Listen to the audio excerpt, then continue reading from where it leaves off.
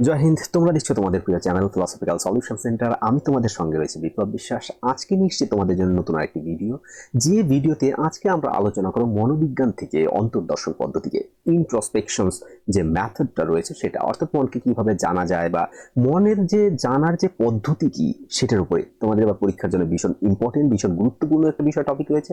আশা করি তোমাদের উপকারে লাগবে। চলো ভিডিও আর দেরি না করে একদম ভিডিওতে টপিকের মধ্যে কি রয়েছে সেই বিষয়কে আমরা দেখি। তো তোমরা দেখো, তোমাদের জন্য সবার প্রথমে তোমরা এরকম একটা ইন্টারফেস পাবে। তোমাদের জন্য বানিয়েছি আমি ইন্টারফেসটা এরকম, যে এই যে মনোবিজ্ঞানের যে পদ্ধতি বা মনোবিজ্ঞানকে কিভাবে আমরা জানতে পারি বা মনোবিজ্ঞানকে কিভাবে বুঝতে পারি, সেই মনোবিজ্ঞানের যে পদ্ধতি দেখো এরকম অন্তর্দর্শন পদ্ধতি এবং তার সুবিধা এবং অসুবিধাকে আমরা জানবো। পরীক্ষায় এরকমই কোশ্চেন আসে, অন্তর্দর্শন বলতে কি বোঝো এবং অন্তর্দর্শনের পদ্ধতি এবং তার সুবিধা অসুবিধাকে বলো। তাহলে মনোবিজ্ঞানের পদ্ধতি অর্থাৎ মনকে কিভাবে জানবো এবং এই যে অন্তর্দর্শন পদ্ধতি এবং তার সুবিধা আমরা আলোচনা করব। তো দেখো, তো এটাকে আমাদের জানার জন্য আমাদের সবার প্রথমে একটু মনোবিজ্ঞান বলতে আমরা কি বুঝি সেটাও তো আমাদের জানা দরকার। তো মনোবিদ্যা কি আসলে?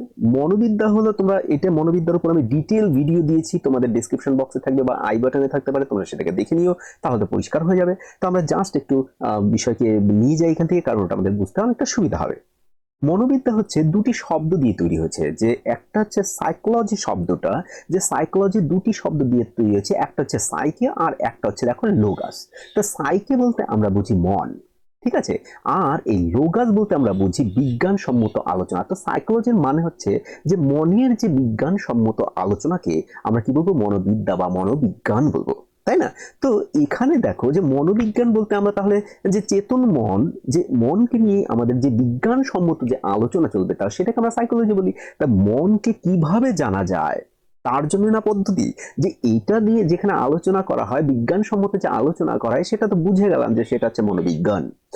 তার কোনো বিষয় থাকবে, বিষয়বস্তু রয়েছে, পরিধি রয়েছে, সবই রয়েছে, কিন্তু এটাকে মনকে কিভাবে জানা যায় তার জন্য আমাদের মনোবিদ্যায় কতগুলি পদ্ধতি রয়েছে। একটা অন্তর্দর্শন, পর্যবেক্ষণ এবং পরীক্ষণ পদ্ধতি। তো আমাদের আজকের বিষয় হচ্ছে অন্তর্দর্শন। আমাদের পর্যবেক্ষণ এবং পরীক্ষণ এই দুটো আমাদের আজকে আলোচনা আমরা করছি না। আজকে আমরা অন্তর্দর্শন আলোচনা করছি, কারণ পরীক্ষায় আমাদের অন্তর্দর্শনই আসবে। আর যদি দেখা গেল আমি অনেক আগে ভিডিও হয়তো পরীক্ষণের উপর বানিয়েছিলাম, কি আমার মনে নেই, যদি থাকে আমি তোমাদের আই বাটনে দিয়ে দেবো, যদি না থাকে, এবং পরীক্ষণ পদ্ধতি এবারকার ইম্পর্টেন্ট, এটাও একটা বিষয় রয়েছে, এটাকে আমি তোমাদের জন্য ভিডিও তৈরি করে দেবো, ঠিক আছে? তো আজকে আমরা করব অন্তর্দর্শন। তো অন্তর্দর্শনকে আলোচনা করার জন্য আমাদের দেখো অন্তর্দর্শন কি আসলে, তাহলে পদ্ধতি কি? পদ্ধতি হচ্ছে কোনো বিষয়কে জানার যে পথ। তাহলে মনকে জানার পথ এখানে পদ্ধতি, তাই না? মনোদর্শনে বা মনোবিজ্ঞানে এখানে অন্তর্দর্শন তাহলে একটা পদ্ধতি। তা সেই অন্তর্দর্শন বলতে আমরা আসলে কি বুঝি? দেখো, আমি এখানে কতগুলি বিষয়কে তোমাদের কোট করে দিয়েছি, ঠিক আছে?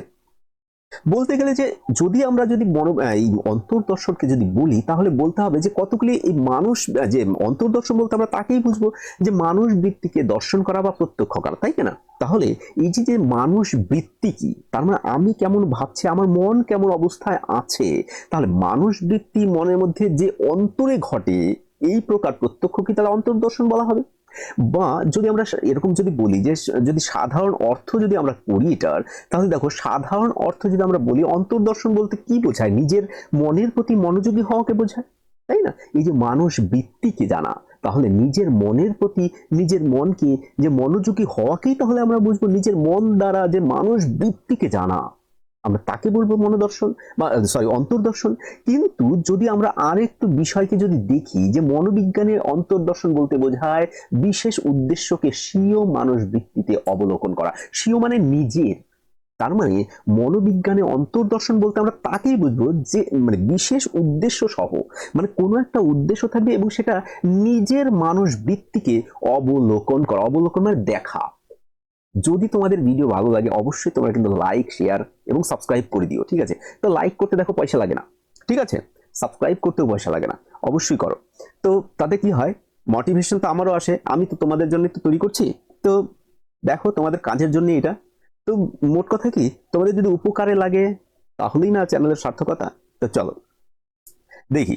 তো কোনো ব্যক্তি যখন বিশেষ উদ্দেশ্য নিয়ে নিজের যে মানুষ ভিত্তিক প্রকৃতি জানতে চায়, তাই না? তার মানে যদি কোনো ব্যক্তি কোনো বিশেষ উদ্দেশ্য নিয়ে, যে আমি কেমন আছি, অর্থাৎ হু অ্যাম আই, যদি কেউ জানতে চায় যে আমার মন কেমন আছে, এই যে বিশেষ উদ্দেশ্য কি কারণে, যা আমার মনকে আমি জানতে চাইছি, এই রকম কোন প্রকৃতিকে যদি মনকে জানার জন্য, ঠিক আছে, জানার জন্য, যে মানুষ বৃত্তির প্রকৃতি জানার জন্য দর্শন করতে চায়, তাহলে কিভাবে সেই মানুষ বৃত্তি উদ্ভব হবে? দেখো এখানে পরিষ্কার করে আমি দিয়ে দিয়েছি কিভাবে তার বৃদ্ধি ঘটে, কিভাবে সেটিকে প্রশমন ঘটে। কেবল তখনই সেই অন্তর প্রত্যক্ষকেই আমরা কি বলতে পারি, অন্তর্দর্শন বলতে পারি। তো তোমরা যদি মনে করো এগুলি যদি স্ক্রিনশট নিয়ে একটা খাতায় লিখে নাও না, আমার মনে হয় তাতেই কি হবে, এবং আমি যা বলছি ধরো সেগুলিকে তোমরা লিখে নিলে একটা নোট হয়ে যাবে। আর যদি সেরকম হয় তো ডিসক্রিপশন বক্সের মধ্যে তো পেয়ে যাচ্ছ। তো তাহলে আমি অন্তর্দর্শন তখনই বলতে পারবো যখন কোনো বিশেষ উদ্দেশ্যকে আমি সঙ্গে করে নিয়ে আমার মনকে নিজে উপলব্ধি করতে চাইবো। তাহলে অন্তর্দর্শন, দেখো অন্তর্দর্শন শুধুমাত্র কি হবে, নিজের মনকেই জানা হবে। অর্থাৎ আমি যদি আমার মনকে না জানতে পারি তাহলে তোমার মনকে কি করে জানবো? তার মানে এখানে বাহ্য দর্শন হবে তখন। তাহলে বাহ্য দর্শন সেটাকে পরীক্ষণ করে বোঝা যেতে পারে, কিন্তু সেগুলি কিন্তু তোমার কেমন হবে দেখো, যদি বাহ্য দর্শন সেটা কিন্তু অনুমান সিদ্ধ হবে, পরীক্ষণ অনুমান সিদ্ধ হবে, কিন্তু তোমার মনকে তোমার থেকে বেটার কেউ জানতে পারে না। এটা হচ্ছে অন্তর্দর্শন পদ্ধতি। তাহলে আমরা সহজ কথায় বলতে গেলে, এখানে দেখো সহজ কথায় বলতে গেলে কি, যে অন্তর অবলোকন কোনো মানুষ বৃত্তির সম্পর্কে বিজ্ঞানসম্মত ভাবে জ্ঞান লাভের উদ্দেশ্য মানে নিষ্পন্ন হয়, কেবল তাকেই অন্তর। সেম কথা। তো কথা অন্য কিছুই তো এখানে নেই। তো কথার মধ্যে যে বিষয়টা রয়েছে যে তোমার মনকে তুমি জানছো, তার মানে আমি আমার মনকে জানছি, আমার মন আমার মনকেই জানছে, তাই না? তার মানে ইন্ডিয়ান ফিলসফিতে যেমন আমরা পড়েছিলাম না, প্রত্যক্ষ একাধারে প্রমা, আবার প্রমাণও। তাহলে প্রত্যক্ষের যেমন অনুমান একটা পদ্ধতি, অনুমিতি তার জ্ঞান। প্রত্যক্ষ একটা পদ্ধতি, প্রত্যক্ষই আবার তার জ্ঞান। প্রমা এখানে প্রত্যক্ষর দ্বারা প্রত্যক্ষকে জানা, সেই জ্ঞান। তাহলে এখানে মনের দ্বারাই মনের উপলব্ধি করা। তো এটা নিয়েও অনেকে সংশয় করেছেন, অনেকে বিষয়কে বলেছেন, সেই বিষয়কে আমরা কিন্তু দেখব।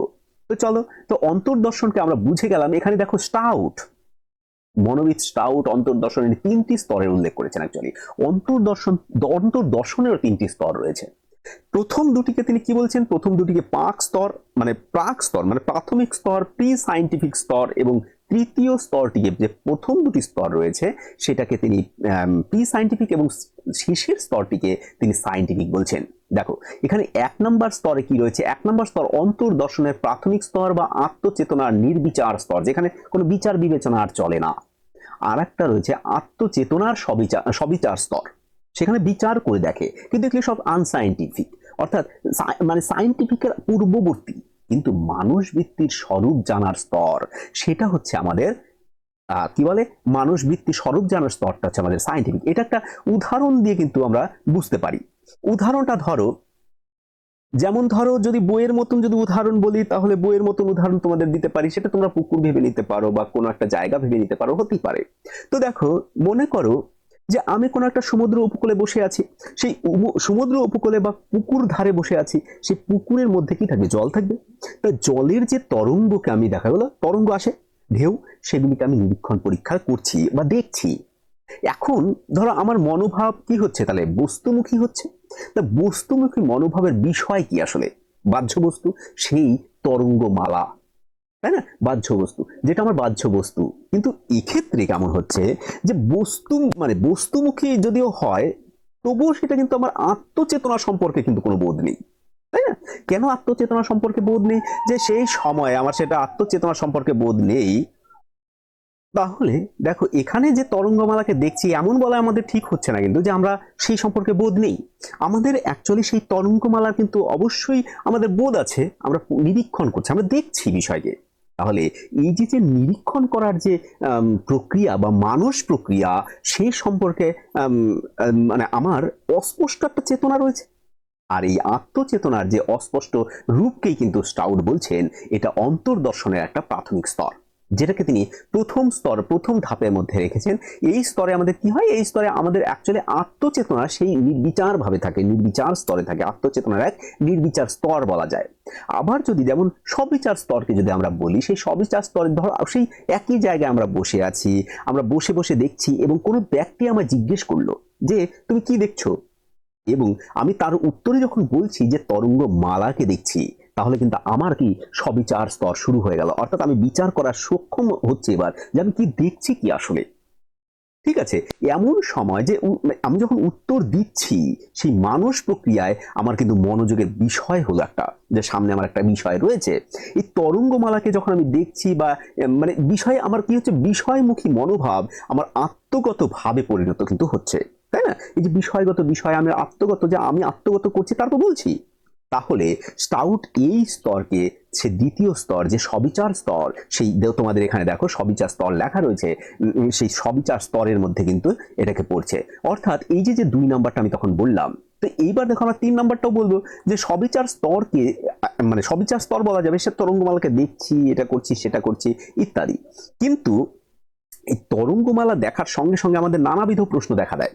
আমি কি আসলেই তরঙ্গমালাকে দেখছি, বা এই যে যে ঢেউ আসছে সেটাকে আসলে কি আমি দেখছি বা দেখছি না, যেমন এই ভেসে ভেসে আসা ইত্যাদি, এই রকম জাতীয় যে মনে আমার কি হচ্ছে, আমার উদ্ভব হচ্ছে, তাহলে এগুলি সবিচার স্তরের মধ্যে হচ্ছে।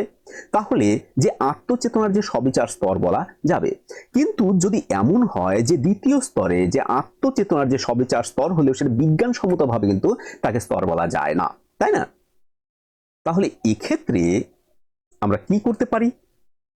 তাহলে তোমাদের সামনে যেমন তৃতীয় স্তরটি রয়েছে, যেটা তৃতীয় স্তরে যদি আমরা এরকম হয় যে বিজ্ঞানসম্মতভাবে যে মানুষ বৃত্তি আমাদের রয়েছে, সেই সম্পর্কে জ্ঞান লাভের জন্যই যে মানুষ বৃত্তিগুলিকে বিশ্লেষণ করা হয়, তাই না? বিচার বিশ্লেষণ আমরা করি।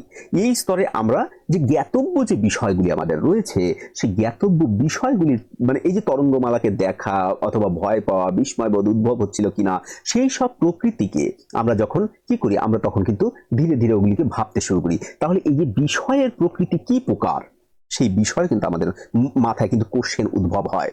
আর এই স্তরকেই তিনি সর্বোচ্চ স্তর বলছেন কে? স্টাউট। স্টাউট বলছেন এটি হচ্ছে আমাদের যে মানুষ বৃত্তির স্বরূপ জানার জন্য, যে মানুষ বৃত্তি প্রত্যক্ষ করার জন্য, এই যে মানুষ বৃত্তির স্বরূপ জানার স্তরকে বলা যেতে পারে। তাহলে এই যে যে অন্তর্দর্শন, এই 3টি স্তর দিয়ে গিয়ে কিন্তু একটা পদ্ধতিকে আমাদের কি করে, ফুলফিলমেন্ট করে, তাই না?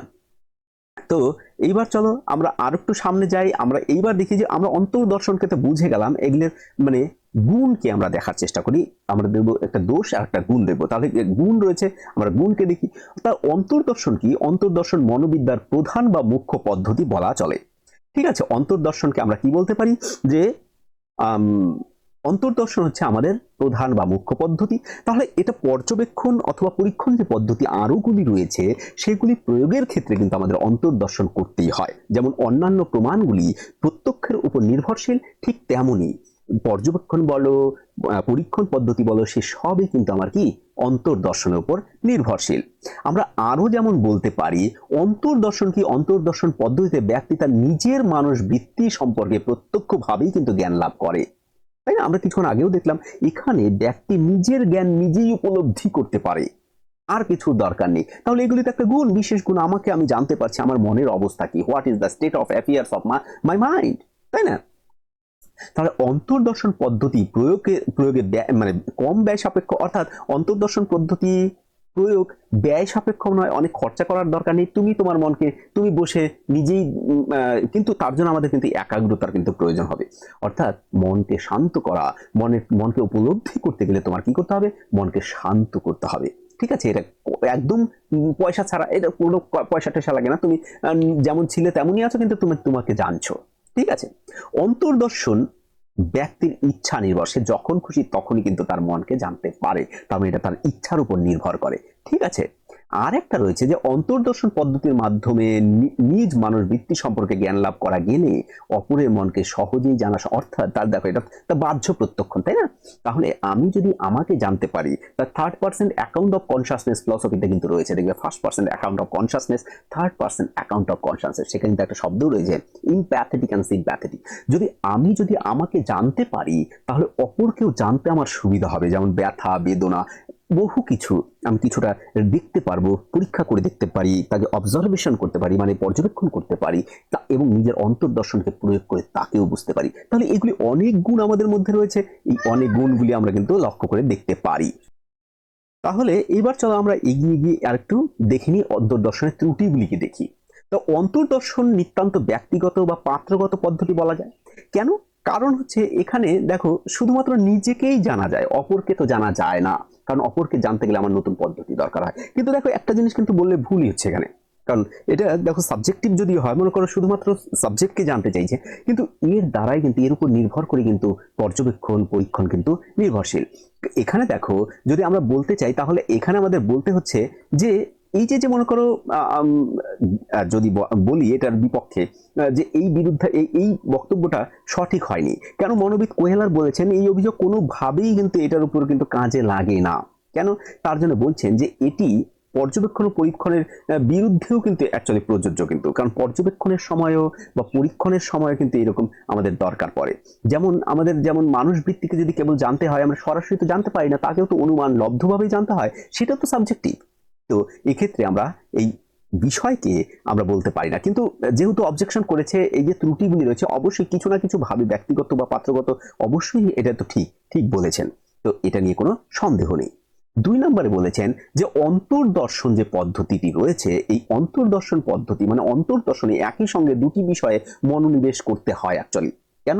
কারণ বলছে যে মানুষ বৃত্তি এবং এই মানুষ ভিত্তিক যে বিষয়, তার মানে আমার একটা মানুষ বৃত্তি রয়েছে আর একটা মানুষ ভিত্তিক বিষয় রয়েছে, এই দুটোকেই কিন্তু মনোনিবেশ করতে হচ্ছে। কিন্তু দেখো সাইকোলজিতে একটা বিষয়কে বলছে, স্মৃতির একটা বিষয় পড়ার ওখানে রয়েছে বা বিস্মৃতির ওখানে, তোমরা দেখবে অ্যাটেনশনের ওখানে আমরা দুটো বিষয়কে একই সঙ্গে সঠিকভাবে কি করতে পারি না, আমরা মনোনিবেশ করতে পারি না, কারণ আমরা একই সঙ্গে দুটোতে একাগ্রতা আনতে পারি না, আমাদের কোনোটা না কোনোটা একটা বেশি হয়ে যায়। তো এখানে ধরো একটা বাঘ রয়েছে আর একটা সাপ রয়েছে, আমরা বাঘকে না তো বেশি মনোযোগ দিতে পারবো না তো সাপকে, যে কোনো একটাকে, এটা সাইকোলজির কিন্তু একটা নিয়ম। তো এক্ষেত্রে এদিক দিয়ে ঠিক, কিন্তু এখানে আমরা একটু যদি লিবারেল করে বলি এই যুক্তিকেও কিন্তু মানা যাচ্ছে না। কেন? কারণ ওখানে আমরা একই সঙ্গে পর পর পর পর দেখবে একবার বাঘ একবার ছাগল একবার বাঘ, আমরা এরকম কিন্তু ট্রান্সফার করতে পারি আমাদের মাইন্ডকে, তা সেটা দিয়ে আমরা কিন্তু এটার উদ্ধারও করে ফেলতে পারি।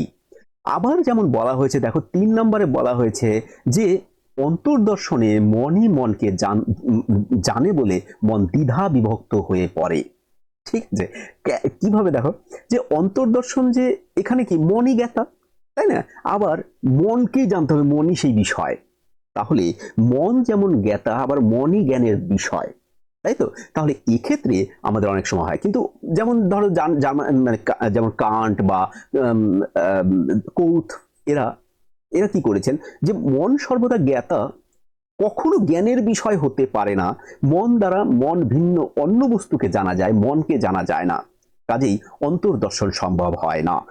তাদের পিওর লাইনটা যেভাবে ছিল আমি এটাকে তোমাদের সামনে বলে দিলাম যে মন যেখানে জ্ঞাতা, মন যেখানে জ্ঞানের বিষয় তাহলে হতে পারবে না, তাও মন আমার জ্ঞাতা মন জ্ঞানের বিষয় হতে পারে না, কিন্তু তাহলে সেই ক্ষেত্রে যদি দেখতে গেলে প্রত্যক্ষ জ্ঞান আবার প্রত্যক্ষ একটা পদ্ধতি, সেটা কিভাবে সম্ভব? যেমন প্রত্যক্ষ আমি দেখছি আর প্রত্যক্ষ অন্তর্দর্শন দুটো তো একই রকম হয়ে যাচ্ছে। তো এইসব অনেক বিষয়কে এরা কি করেছে, অবজেকশন করেছে, সেই সব বিষয়কে আমরা জাস্ট এখানে দেখছি, ত্রুটিগুলি উল্লেখ করছি, আবার কিছুটা সমাধান করার চেষ্টাও করছি। এখানে যেমন বলছে আবেগ এবং পেশনা যে মোটিভেশনস, সেই সব বিষয়গুলি, যে আবেগ এবং মোটিভেশন, ইমোশনের মোটিভেশন, এই যে বিষয়গুলির সঠিক স্বরূপ অন্তর্দর্শনে জানা সম্ভব নয়। একদম সঠিক এটা বলা যেতে পারে, কারণ আমার মনে করো তীব্র রাগ হচ্ছে, ভয় হচ্ছে, এই অন্তর্দর্শনে সেটা কিন্তু সম্ভব হয় না। যদি এটাকে মিসলিড করে কেউ, তো হতেই পারে যে দেখালো একজন খুশিতে কাঁদছে, তাই না, চোখ দিয়ে জল পড়ছে, তাহলে আমার অন্তর্দর্শন, আমার গড ফিলিং, সে মুখটু ব্যাকাবুকিও করছে, তাহলে আমি কি ভাববো সে দুঃখ পাচ্ছে, কিন্তু আসলে সে দেখালো খুশিতে কাঁদছে। হতে পারে এই মোটিভেশনকে আমরা কিন্তু অনেক সময় জানতে পারি না, অ্যাকচুয়ালি এটা ত্রুটি তো রয়েছেই। আবার যাকে আমরা অন্তর্দর্শন বলি সেটা কিন্তু কোনো না কোনো ভাবে পূর্ব অর্জিত কোনো মানে জ্ঞান বলা যেতে পারে। যেমন ধরো অন্তর্দর্শন যেসব দুর্বলতার জন্য অনেক আগেই বলা যায় যে অন্তর্দর্শনকে আমরা যখন বলি সেটা কিন্তু পশ্চাৎ দর্শনকেই বলি। কেন? কারণ আসলে আমরা যাকে দেখছি সে তো সব ব্যবচ্ছেদক, তাই না? যে এই অন্তর্দর্শন, সেই অন্তর্দর্শনে যে ঘটমান মানুষ বৃত্তি সম্পর্কে যে জ্ঞান লাভ হয়, তা কি হয়, কোনো প্রশমিত জ্ঞান, তার মানে কোনো পূর্বের জ্ঞান, সেই পূর্বের জ্ঞানকেই উপলব্ধি করা, তার স্মরণ করা, তবে এই সম্পর্কে জ্ঞান লাভ করা যায়। এ বিষয়ে যেমন ওয়াটসনের কথাও আসবে, অনেক কিছু বলা যেত, আরো অনেক বড় ভিডিও হয়ে যাবে তাহলে। তো তোমাদেরকে আমি যে বিষয়কে বললাম সেই বিষয় হচ্ছে, তোমাদের এইটুকু বুঝে নাও যে বিষয়টা হচ্ছে আমাদের সবার প্রথম আমরা জানলাম কি, আমরা জানলাম মনোবিদ্যা বলতে কি বোঝো। এবার মনোবিদ্যার পরে আমরা জানলাম পদ্ধতি বলতে আমরা কি বুঝি। তারপর দেখলাম কতগুলি পদ্ধতি রয়েছে, তিনটি। সেই তিনটির মধ্যে আমাদের অন্তর্দর্শন একটা পদ্ধতি আজকে টপিক ছিল, সেই অন্তর্দর্শন পড়লাম এবং অন্তর্দর্শন সম্পর্কে আমরা জানলাম যে অন্তর্দর্শন বলতে কি বোঝো। এবং তার আমরা পড়লাম কি ত্রুটি পড়লাম, এবং তার আমরা পড়লাম যে সুবিধা অর্থাৎ গুণ কি। তা এই হচ্ছে তোমাদের আজকের টপিক। এইরকমই পরীক্ষায় একটা কোশ্চেন আসবে, এবার দেখবে একদম শিওর এবার একটা এরকম কোশ্চেন তোমরা পাচ্ছ। তা আশা করি তোমাদের ভালো লাগবে। তোমাদের ভালো থেকো, সুস্থ থেকো। ভিডিও আর বড় না করে ভিডিও এখানেই শেষ করছি। দেখা হবে নতুন আরেকটি ভিডিওতে। ততক্ষণ আজকে এখানেই ভিডিও শেষ করছি। ধন্যবাদ। জয় হিন্দ, জয় ভারত।